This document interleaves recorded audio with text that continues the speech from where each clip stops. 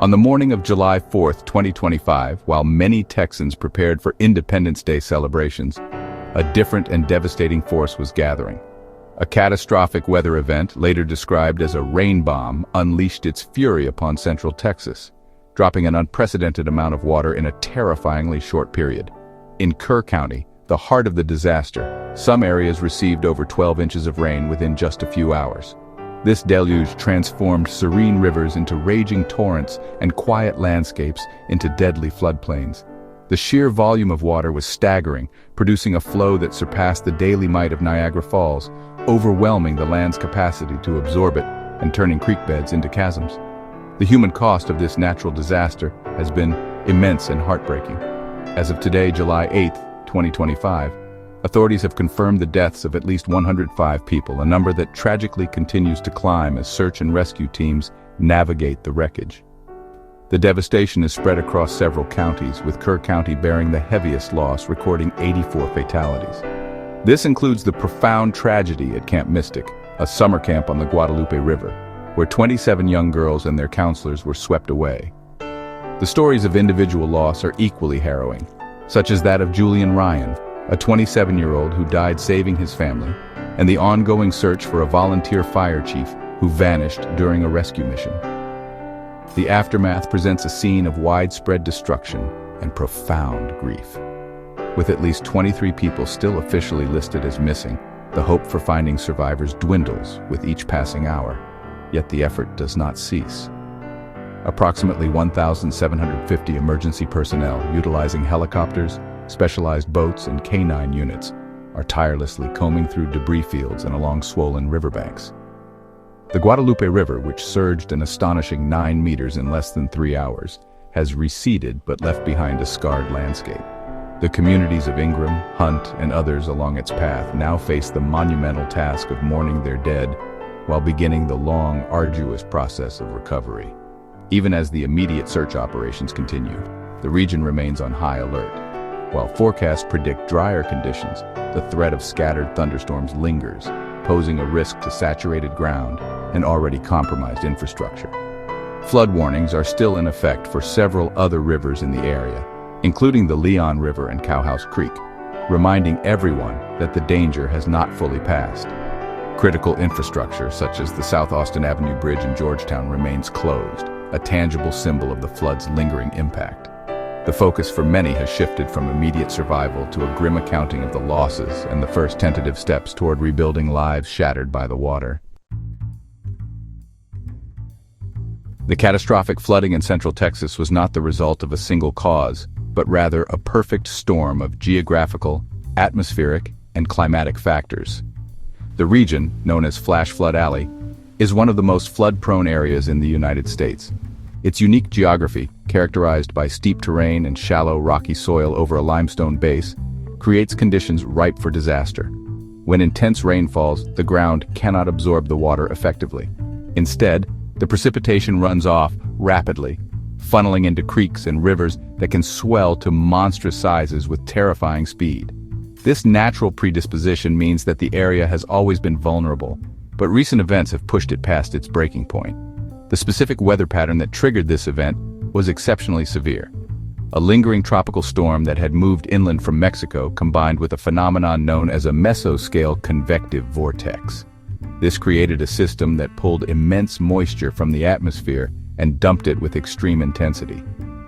The weather station in Ingram recorded over 5 inches of rain in a single 24-hour period, a figure that is nearly double the historical average for the entire month of July. This wasn't just a heavy rain, it was a concentrated, relentless downpour that overwhelmed every natural and man-made defense in its path, turning a predisposed risk into an active and deadly catastrophe. Compounding these factors is the undeniable influence of a changing climate. Scientists have long warned that a warmer planet leads to more extreme weather events. Hotter air has a greater capacity to hold moisture, which means that when it does rain, the downpours can be far more intense. The 2025 Texas floods are a textbook example of this principle in action. The increasing frequency and severity of such events are no longer theoretical predictions. They are the lived reality for communities across the globe. The rain bomb that struck Texas is a stark reminder that climate change is actively amplifying the destructive power of natural weather systems, making historical flood data an unreliable guide for future preparedness. Paradoxically, the very drought that preceded the flood contributed to its severity.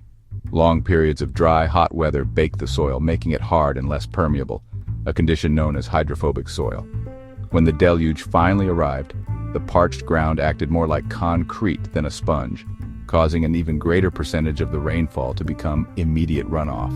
This cruel irony, that a lack of water can make an abundance of it more dangerous, highlights the complex and interconnected challenges posed by our changing environment.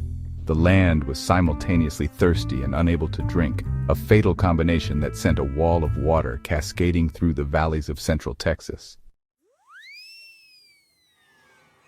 The tragic loss of life in the Texas floods has cast a harsh spotlight on the state of the region's emergency preparedness and warning systems. A critical failure was the absence of a dedicated flood alarm system in Kerr County, the epicenter of the disaster.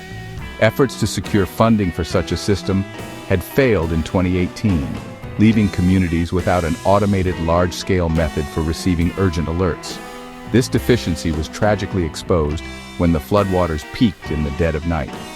Without sirens or widespread automated calls, authorities had to rely on more traditional and slower methods of warning, which proved tragically inadequate as the river rose with unprecedented speed, catching countless residents asleep in their homes. This local gap in preparedness was exacerbated by issues at the national level. The National Weather Service, the very agency responsible for issuing life-saving forecasts and warnings, has been operating under significant strain. Since the beginning of the year, the agency has seen its workforce shrink by about 560 employees, representing a 10% reduction. Key positions in the Central Texas offices, including a senior hydrologist and a warning coordination meteorologist, were reportedly unfilled at the time of the flood. While the White House has asserted that forecasts were timely, these staffing shortages raise serious questions about the National Weather Service's capacity to provide the robust, localized, and timely analysis needed during fast-developing crises. The timing of the flood created the ultimate challenge for any warning system. The Guadalupe River's most dramatic rise occurred between 2:30 a.m. and 5:10 a.m., a window when most people are at their least alert and communication is most difficult. The water gauge at Hunt documented a rise of nearly 29 feet before it failed, a testament to the flood's shocking velocity. Even with a perfect system, alerting and evacuating thousands of people in the dark from a fast-moving flood is a monumental task. However, the lack of modern infrastructure like a siren system meant that a difficult situation became nearly impossible, leaving residents and campers with little to no time to react to the impending danger. In response to the unfolding tragedy, President Donald Trump has signed a major disaster declaration for Texas, which will unlock crucial federal aid for recovery and rebuilding efforts. He is also scheduled to visit the ravaged areas on Friday. While this federal response is vital for the long-term recovery of the affected communities, it does not erase the systemic failures that contributed to the scale of the loss. The disaster serves as a painful lesson in the importance of investing in preparedness. It underscores the reality that early warning systems are not a luxury but a fundamental necessity, particularly in a region with a known history of catastrophic flash floods. As the floodwaters recede and the full scope of the tragedy comes into focus, the immediate priority must be public safety. The single most important piece of advice for anyone encountering floodwaters remains simple and urgent.